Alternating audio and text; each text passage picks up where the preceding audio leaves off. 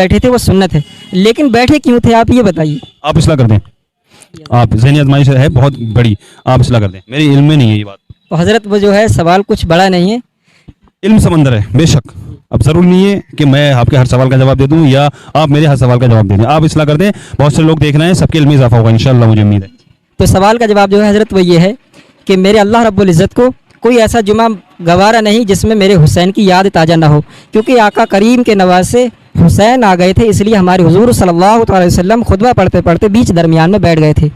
आपने एक वीडियो देखा कि एक हजरत से कोई साहब है, वो सवाल ये पूछते हैं कि जुम्मे के दिन इमाम साहब या जो काजी साहब जो जुम्मा पढ़ाने वाले हजरत हैं, वो दोनों खुतबों के दरमियान मिंबर शरीफ पे बैठते क्यों हैं, किसकी सुन्नत है ये। तो हजरत जवाब देते हैं ये नबी करीम अलैहिस्सलाम की सुन्नत है। तो वो कहते हैं जी है तो नबी करीम अलैहिस्सलाम की सुन्नत, लेकिन ये बताइए कि ये आका अलैहिस्सलाम ने ऐसा क्यों किया था, यानी दोनों खुतबों के दरमियान आका अलैहिस्सलाम बैठे क्यों थे, इसकी हिकमत क्या है, आप जिसको कह लें लॉजिक क्या है इसके पीछे।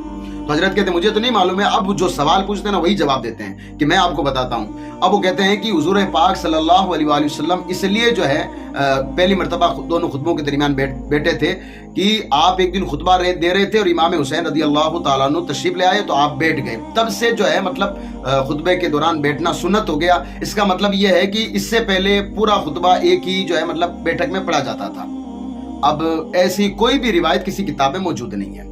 असल में नबी करीम अलैहिस्सलाम दोनों खुतबों के दरमियान बैठते कि नहीं बैठते थे, अगर आपको जानना है तो आप पढ़िए जाकर के बुखारी शरीफ, जिसके रावी हजरत अब्दुल्लाह इब्न उमर रदी अल्लाह तआला अन्हु है। वो बयान करते हैं कि नबी करीम अलैहिस्सलाम जब खुतबा दिया करते थे तो बीच में तशरीफ फरमाते थे, यानी बैठते थे, फिर खड़े होकर के खुतबा पढ़ते थे, यानी कि नबी करीम अलैहिस्सलाम दोनों खुतबों के दरमियान बैठते थे। अब जब आका अलैहिस्सलाम बैठते थे तो इसके पीछे हिकमत क्या है, क्यों बैठते थे, तो आप बुखारी शरीफ की शरह को जाकर पढ़िएगा, तब आपको पता चलेगा। इसमें अलग अलग उलमा की जमात है, उनका इख्तलाफ है।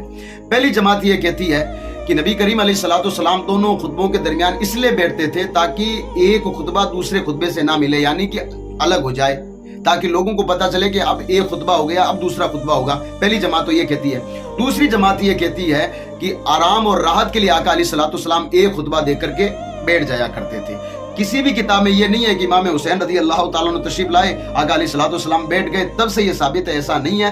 बल्कि आका अलैहिस्सलाम हर एक खुतबे में आप जो जुम्मा या ईदैन दोनों के खुतबे में आप बैठा करते थे, ये आका अलैहिस्सलाम की जो है सुन्नत थी। और इसके बाद में जो है मतलब हिकमत के पीछे जब आप बुखारी शरीफ की शरह वगैरह पढ़ लीजिए, आपको पता चलेगा।